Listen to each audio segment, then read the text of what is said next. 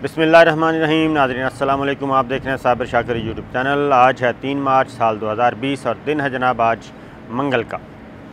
आज कुछ अच्छी खबरें हैं और कुछ साजिशी किस्म की हैं, क्योंकि जैसे ही पाकिस्तान के लिए अच्छी खबरें आना शुरू होती हैं तो साजिशी क़ुव्वतें, साजिशी अनासर जो हैं वो अंदरून मुल्क हैं या बैरून मुल्क, वो भी सर उठाना शुरू कर देते हैं।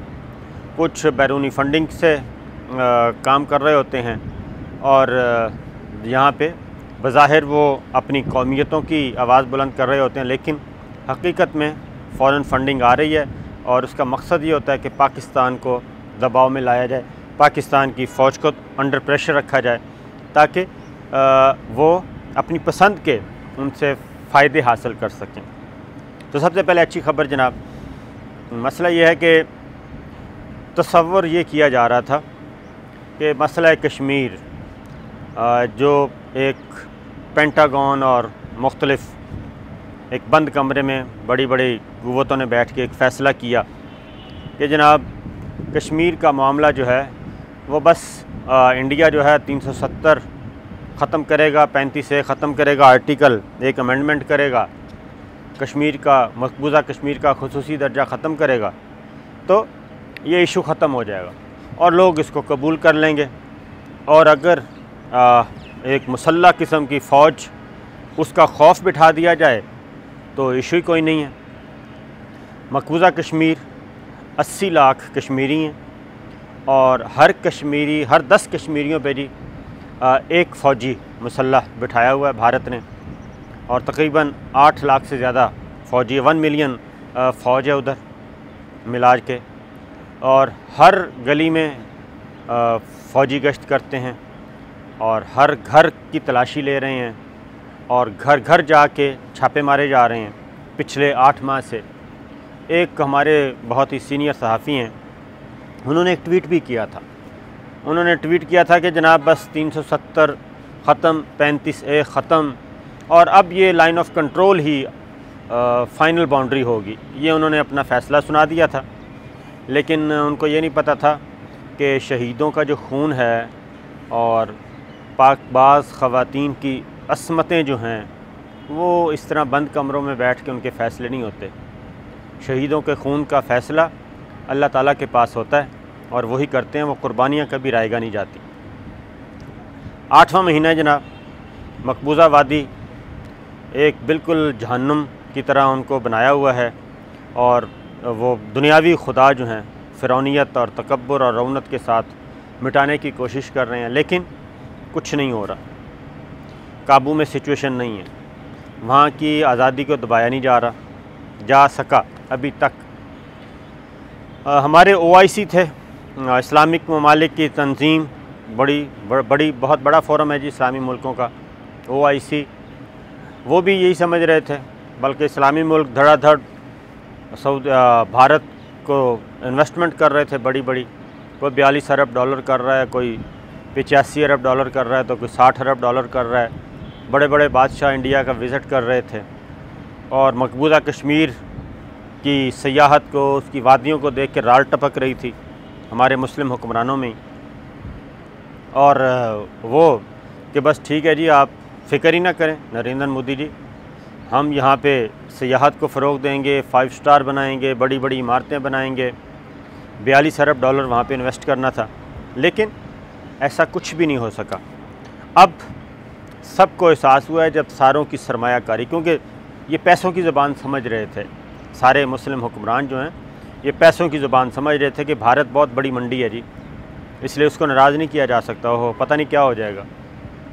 तो अब जब वहाँ पे मकबूजा वादी से होता हुआ जब पूरे भारत को अपनी लपेट में ले लिया है उस आग ने, नफ़रत की आग ने, इंतहा पसंदी की आग ने, दहशतगर्दी की आग ने, रियासती दहशतगर्दी की आग ने, उसका नतीजा ये निकला है कि अब सब के कान खड़े हुए हैं कि ये तो उनकी सरमायाकारी डूबने जा रही है, क्योंकि अमन व अमान नहीं होगा, लॉ एंड ऑर्डर नहीं होगा, जान माल इज़्ज़त आबरू महफूज नहीं होगी, उस मुल्क में कौन जाता है।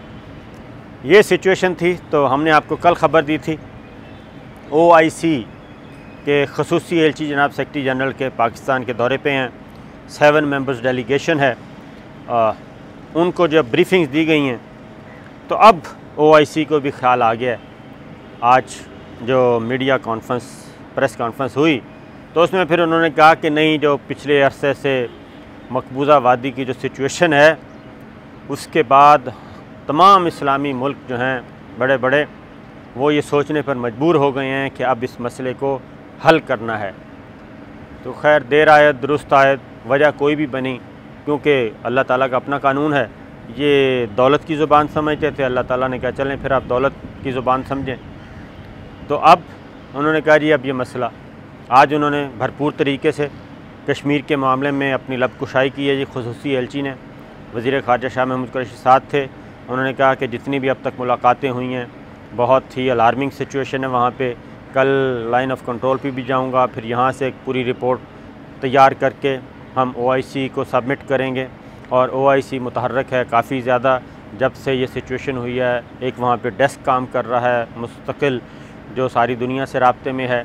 तो एक ये अच्छी ख़बर थी कि OIC को भी अब एहसास हो गया है। उनकी आज ख़ुसूसी एलची ने उनसे काफ़ी सख्त सवालात भी किए गए कि जनाब आप बताएं प्रैक्टिकली आप क्या कर रहे हैं। तो मेरा ख़्याल है कि वापस जाएंगे तो एक रिपोर्ट सबमिट होगी और उम्मीद की जा रही है कि वज़राए ख़ारजा कॉन्फ्रेंस OIC की इस पे अब उसको रोका नहीं जा सकता। उसकी रीज़न ये है कि ये वाज़े तौर पे एक सोच पैदा हो चुकी है इस्लामी मुल्कों में, अरब और गैर अरब की, क्योंकि OIC जो है वो फ़ोरम बनता जा रहा है सिर्फ़ अरब ममालिक के, अरब लीग के मफादात का। और अरब लीग भी बड़े अरब जो तगड़े मुल्क हैं अरबों के, उनके मफादात का एक फ़ोरम बनता जा रहा है। उसके अलावा गैर अरबों के बारे में वहाँ पे कोई बात इतनी ज़्यादा मुतहर्रक तरीके से एग्रेशन के साथ होती नहीं है। और यही मामला कश्मीर के साथ हुआ, यही मामला हमने देखा रोहिंग्या के साथ हुआ था। तो जहाँ पे अरब का मामला तो फ़लस्तीन का हो तो फ़ौरन वहाँ पे इशू आ जाता है, क्योंकि वो अरब कंट्री का मामला है इसलिए। लेकिन ये तकसीम कर दी गई है जी, बदकिस्मती की बात है। तो अब OIC का फ़ोरम नॉन फंक्शनल होते देखकर अब दोबारा ये सोच वहाँ पे पहुँच गई है कि अगर हमने OIC पे मकबूजा कश्मीर का मामला ना उठाया और गैर अरब ममालिक के मुसलमानों का मामला ना उठाया तो फिर OIC जो है वो एक नकारा हो जाएगा फ़ोरम। इसलिए अब मुतबादल फिर ज़ाहिर है हर मुल्क अपना तगड़ा मुल्क है और पाकिस्तान के पास बहुत ज़्यादा रास्ते हैं, इसमें कोई शक नहीं है। सिर्फ इकॉनमी का इशू है, इकॉनमी ठीक हो जाए तो पाकिस्तान को अल्लाह ताला ने एक एटमी सलाहियत दी हुई है, वो किसी के पास नहीं है। और एक तुर्की तगड़ा मुल्क है, मलेशिया तगड़ा मुल्क है, तो ईरान तगड़ा मुल्क है। अगर ये सारे आपस में बैठ जाएं, कतर तगड़ा मुल्क है, तो उसके बाद आपको पता है कि फिर ये एक नया मुस्लिम ब्लॉक बन जाएगा। इसीलिए अब OIC को एहसास हुआ है, ख़ुसूसी एलची आए हैं, देखते हैं आगे क्या होता है। लेकिन अच्छी ख़बर थी। दूसरी ख़बर जनाब, नवाज़ शरीफ साहब को डिपोर्ट करने के लिए ख़त लिख दिया गया है और वज़ीर आज़म इमरान ख़ान की हिदायत पे लिखा है। और ये ख़त हुकूमत बरतानिया को लिखा गया है, जिसमें नवाज़ शरीफ साहब का कहा गया कि जनाब ये मुजरिम हैं, सज़ा याफ्ता हैं, ये सेहत की बुनियाद पे गए थे इलाज करवाने, वहाँ पे इलाज नहीं करवा रहे, लिहाजा इसको डिपोर्ट करें, वापस पाकिस्तान भेजें ताकि इसका आगे हम सज़ा पूरी कर सके। ये एक है, ताकि ये ख़त इसलिए लिखा गया जनाब कि वहाँ पे असाइलम ना ले सकें नवाज़ शरीफ साहब और पता हो कि जनाब ये एक मुजरिम आया हुआ है सज़ा याफ्ता। तो ये एक लड़ाई चल रही है, देखते हैं आगे क्या होता है।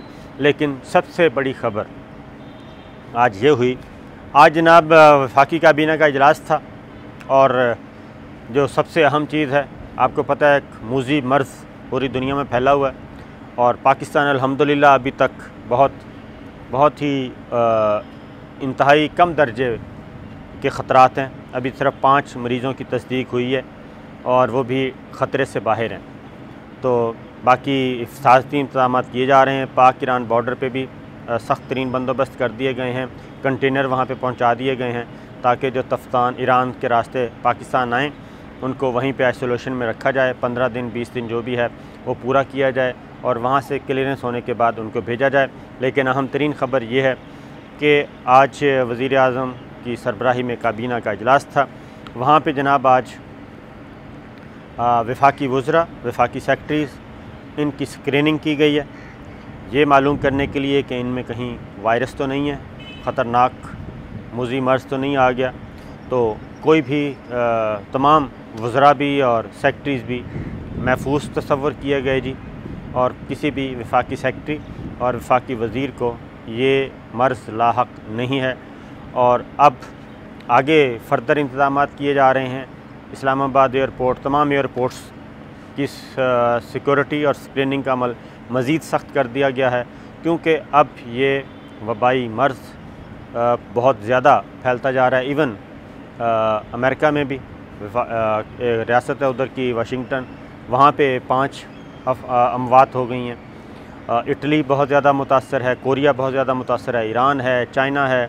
अब तक तकरीबन 60 मुल्क हैं जी जो इसकी लपेट में आ चुके हैं, इंडिया भी आ चुका है। तो इसलिए ये एक ख़तरनाक और ख़तरे की अलामत दुनिया में खौफ व हरास फैलाए हुए है।